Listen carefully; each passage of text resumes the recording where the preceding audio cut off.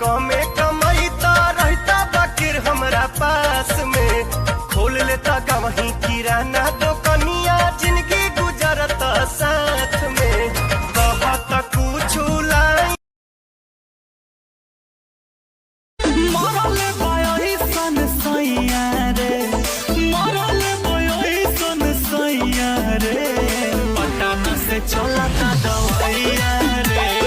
पटना से चलता दवाइया रे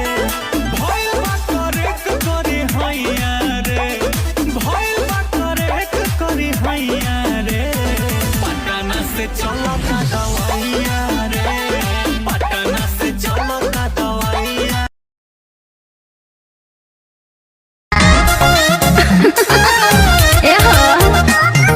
बार बार का पूछलू काका पियावा पहिले मुंह देखाई में हमके सोना के टिकवा देले एक बेरा दो बेरा तीन बेरा चार बेरा पांच बेरा चुमाला वीडियो अच्छी लगी तो गाइस नीचे बेरा चार बेरा पांच बेरा चुमाला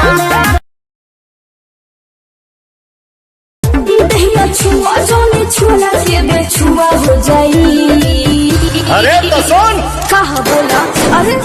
आज पूरा करके जाई अपन मन की धान भाले धुआं हो जाई सबके बाराती आए तू लेके आई हो दुल्हन बना के हमके डोली में ले जाई हो सबके बाराती हाल में राजा जी कौन हाल में झुलुठिया बाल मजहिराउर कहने हमारा गाल में गरमी में बेनिया डोलावा तारू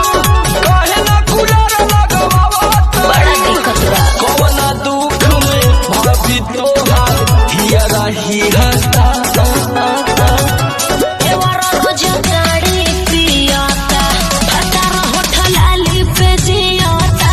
एवरा रोज एहो बलमुआ कमाल करिले मारी के मुस्की निहाल करिले राजा एहो बलमुआ कमाल करिले मारी के मुस्की निहाल करिले हीरो चुमा चाही राजा जी कौन हाल में राजा जी कौन हाल में